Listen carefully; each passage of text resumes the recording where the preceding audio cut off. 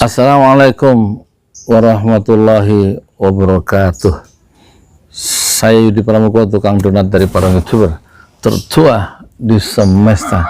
Saya bicara tentang Yusuf Mansur, dikaitkan dengan penjajahan digital, dikaitkan dengan Habib Rizik, dikaitkan dengan pembubaran, ya, desakan pembubaran Majelis Ulama Indonesia yang sebelumnya mengeluarkan fatwa haram, ya, terhadap cryptocurrency. Cryptocurrency itu mata uang kripto, yaitu Bitcoin dan Ethereum. Kata Majelis Ulama, Komisi Fatwa mengatakan, dan jangan lupa salah satu anggota Komisi Fatwa ditangkap, ya, oleh siapa? Oleh Densus 88, ya, 3 ulama ditangkap. Ini semua ada kaitannya dengan penjajahan barat dengan cara yang baru, yaitu penjajahan digital, ya, menurut saya. Ya, jadi fatwa Majelis Ulama itu menggemparkan, ya, dunia Bitcoin, ya, karena cryptocurrency atau mata uang kripto itu haram dari segi hukum Islam, baik sebagai mata uang maupun sebagai aset digital. Itu tidak boleh dilakukan. Mengapa? Ada alasan-alasannya, istilah-istilah teknis, tapi kira-kira bukan kira-kira, dia itu kan orang barat. Alasannya kira-kira bukan kira-kira, alasan dari cryptocurrency itu kan nilai tukarnya itu kan ini tidak stabil, fluktuatif, naik turun, ya. Dan karena nilai dari mata uang Bitcoin atau cryptocurrency itu fluktuatif, naik turun, maka akibatnya, dampaknya kalau ada transaksi bisnis modern, maka sangat spekulatif. Dan faktor spekulasi inilah yang dilarang dalam Islam, ya. Apalagi cryptocurrency itu tidak memiliki underlying nilai wujud fisik yang stabil seperti emas, gitu, ya. Ya ada katanya underlyingnya istilah-istilah yang mereka ciptakan, tetapi bukanlah emas sebagaimana yang dimaksud oleh Islam dan yang dipesankan oleh Rasulullah Shallallahu Alaihi Wasallam itu.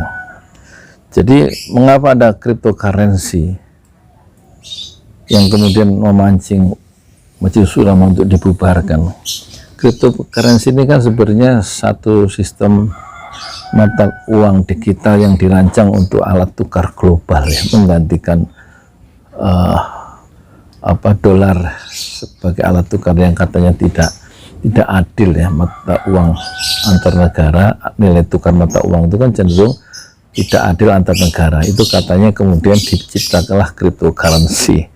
Pertanyaan kita, cryptocurrency, ya, yang Bitcoin dan Ethereum itu apakah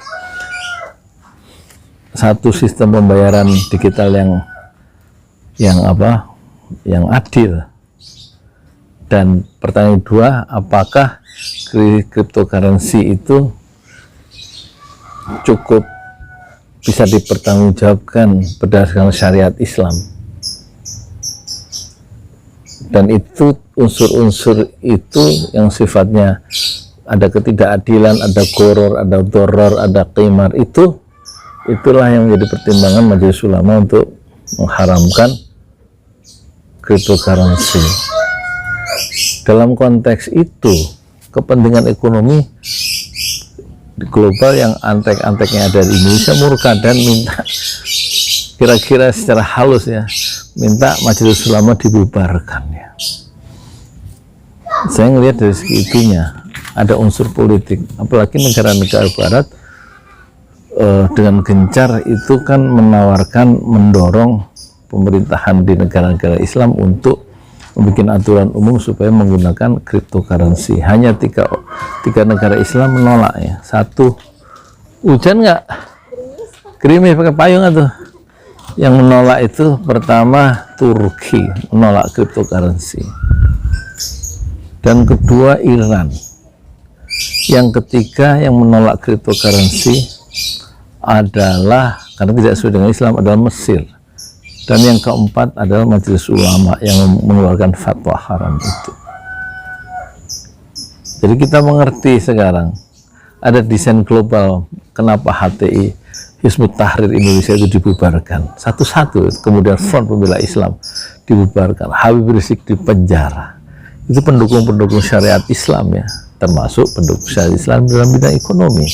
Kemudian yang masih tersisa benteng terakhir adalah Majelis Ulama Indonesia.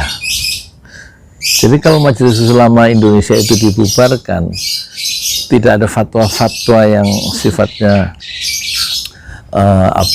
berdasarkan syariat Islam yang memang resmi dari sebuah lembaga keulamaan yang ilmunya itu bisa dipertanggungjawabkan, itu berbahaya. Kalau Majelis Ulama Indonesia dibubarkan, itu berarti sudah ada suara-suara sebelumnya kripto atau mata uang kripto ini, itu kalau negara bilang halal maka halal. Kan bahaya itu. Kalau pemerintahan zalim semua bisa jadi halal ya, menurut maunya kepentingan negara, pemerintahan yang nggak ngerti Islam. Di sini peran dari apa? Dari Majelis Ulama yang di dalamnya ada perwakilan 720 ulama dari seluruh Indonesia, dari pusat sampai ke tingkat desa. Di desa Pamekarsari itu ada perwakilannya sampai Majelis Ulama tingkat desa ya, ada tingkat kecamatan sampai tingkat desa.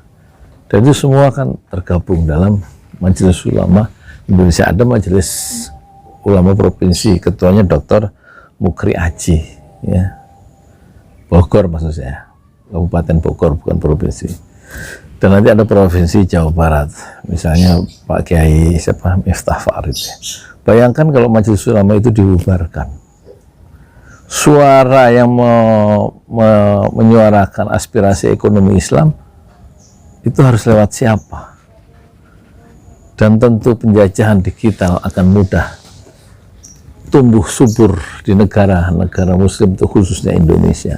Apalagi orang yang sangat gigih menginginkan NKRI bersyariah, yaitu Habib Rizik, itu sekarang waktu hidup diisolasi 3 tahun 7 bulan di Arab Saudi, dan tidak bisa kembali ke Indonesia kecuali dengan usaha-usaha sendiri, tidak dibantu oleh pemerintah, kata Habib Rizik.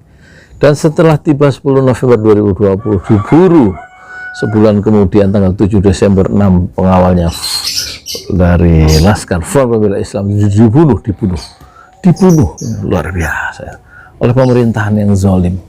Apa salah mereka? Mereka bukan koruptor, bukan teroris. Ini ada kaitannya semuanya ini dengan cryptocurrency. Kita lihat Habib Rizik itu tidak mengenal pasar modal, tidak mendorong orang untuk main saham di pasar modal, tidak mendorong orang lain untuk main melakukan investasi di bidang patungan aset atau patungan usaha dengan menggunakan Bitcoin atau memakai cryptocurrency, ya kan? Habib Rizik beda dengan Yusuf Mansur. Yusuf Mansur bersama gurunya yaitu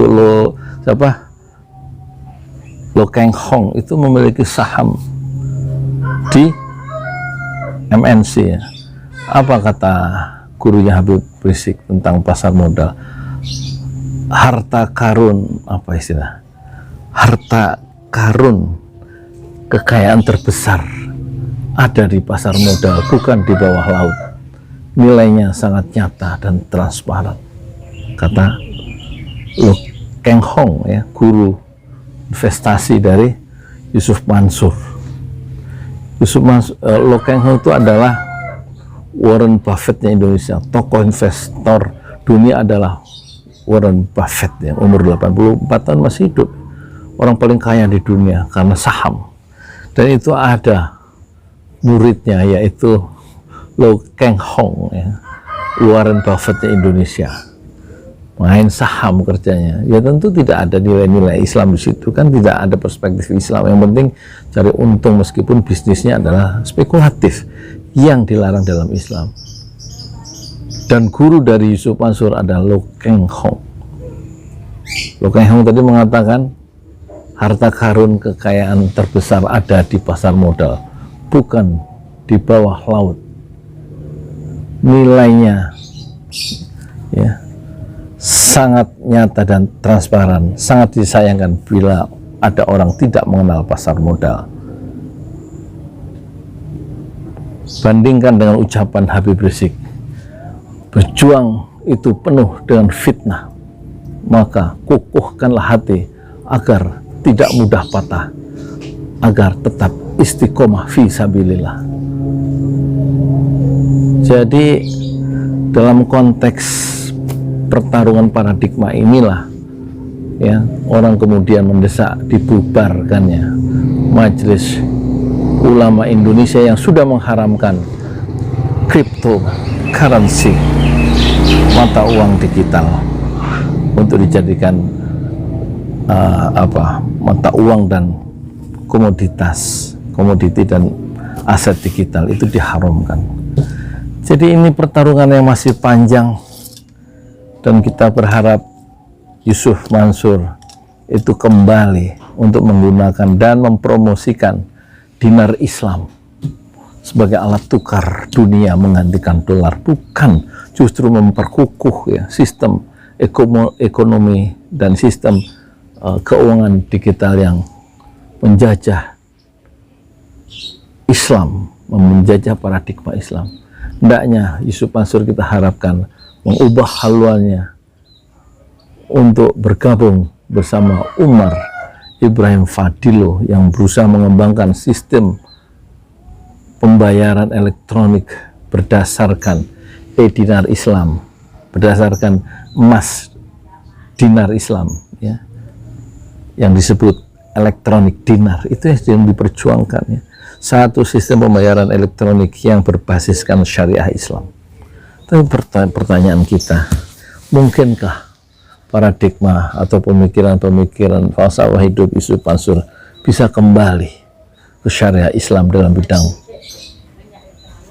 finansial dengan mempromosikan sebagaimana dipromosikan oleh pemikir-pemikir dunia termasuk Ibrahim Fadilo, yaitu ingin menjadikan dinar yang memiliki underlying emas sebagai alat pembayaran global dan menggusur penjajahan dolar, yang di belakang dolar adalah paradigma kekufuran. Saya Yudi Pramuko, tukang donat dari Bandung, YouTuber tertua di semesta. Fasbir sabrun jamilah, bersabarlah dengan kesabaran yang indah. Assalamualaikum warahmatullahi wabarakatuh. Ini hari Senin ya, saya nggak jualan nasi uduk, libur setiap Senin karena nanti jam 1 sampai jam 4 saya belajar tahsin Quran di Rumah Cinta Quran milik dari AM siapa? Hendra itu loh tim pembela muslim itu, AM Hendra siapa sih ya? Nanti saya tulis ya, saya cari dulu. Moga-moga ini ada manfaatnya.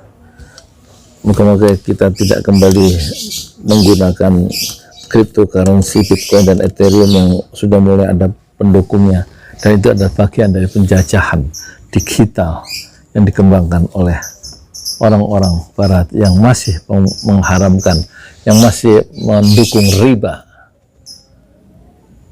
Padahal di dalam Quran ahallallahul bai' wa harramal riba wa harramal riba.